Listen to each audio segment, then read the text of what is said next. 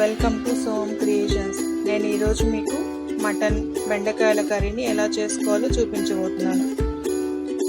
నా వీడియోని మీరు చూసే ముందుగా ఇంకా నా ఛానల్ని సబ్స్క్రైబ్ చేసుకోకపోతే వెంటనే సబ్స్క్రైబ్ బటన్ని పక్కనే ఉన్న బెల్ ఐకాన్ని ప్రెస్ చేసినట్లయితే నా వీడియో నోటిఫికేషన్స్ మీకే ముందుగా వస్తాయి. ముందుగా నేను ప్రెషర్ కుక్కర్ని తీసుకొని అందులో 2 టేబుల్ స్పూన్స్ ఆయిల్ని వేసుకుంటున్నాను.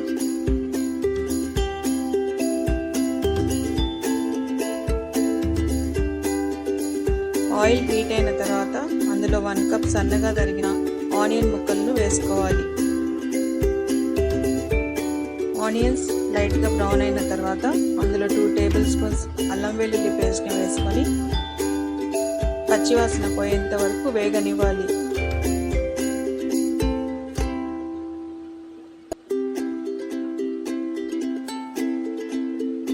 మసాలా మొత్తం ఇలా వేగిన తర్వాత అందులో 250 గ్రామ్స్ మీట్ని, కొద్దిగా పసుపును, కొద్దిగా సాల్ట్ని వేసుకొని ఒకసారి బాగా కలుపుకొని ఒక 5 మినిట్స్ పాటు కుక్ చేయాలి.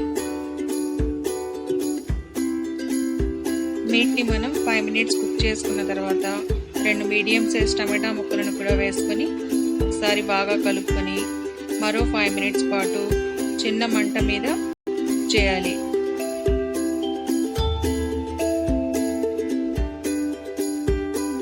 టమాటాలు బాగా మెత్తగా అయినప్పుడు అందులో 2 పచ్చిమిర్చిలను కూడా వేసుకొని ఒకసారి బాగా కలుపుకోవాలి. అందులో తగినన్ని వాటర్ని వేసుకొని మటన్ని బాగా ఉడికించుకోవాలి. ఈలోగా మనం బెండకాయలను క్లీన్ చేసుకొని ఒక క్లాత్ తోటి బెండకాయలను వాటర్ లేకుండా తుడుచుకోవాలి. నెక్స్ట్ మనం బెండకాయలను పెద్ద ముక్కలుగా కట్ చేసుకోవాలి. ఇక్కడ నేను 300 గ్రామ్స్ బెండకాయలను తీసుకున్నాను. నెక్స్ట్ ఒక కడాయిని తీసుకొని అందులో 2 టేబుల్ స్పూన్స్ ఆయిల్ని వేసుకొని ఆయిల్ వేడైన తర్వాత అందులో బెండకాయలను వేసుకోవాలి.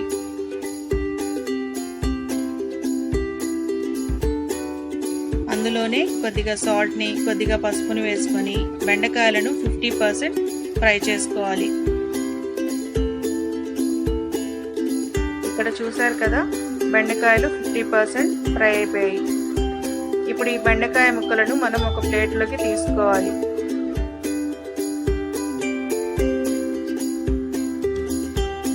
ఈలోగా మనం ప్రెషర్ కుక్ చేసుకున్న మీట్ మొత్తం బాగా చక్కగా ఉడికిపోయింది.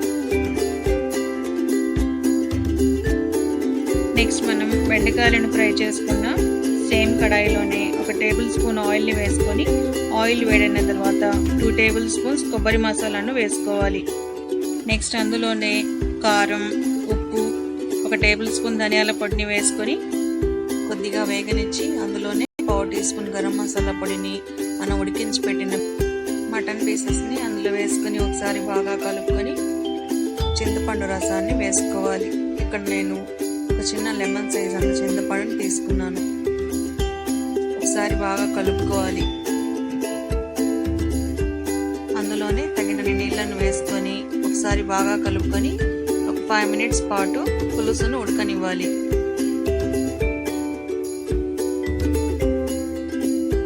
పులుసు మొత్తం ఇలా బాగా ఉడికిన తర్వాత అందులో బెండకాయ ముక్కలను వేసుకోవాలి.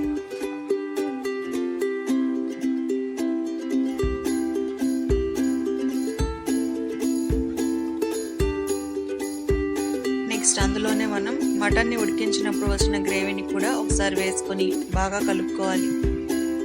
మీడియం ఫ్లేమ్లో మూతని కవర్ చేయకుండా గ్రేవీ మొత్తం చిక్కబడి బెండకాయలు ఉడికేంత వరకు మనం ఉడికించుకోవాలి. చివరిగా కొత్తిమీరను చల్లుకోవాలి.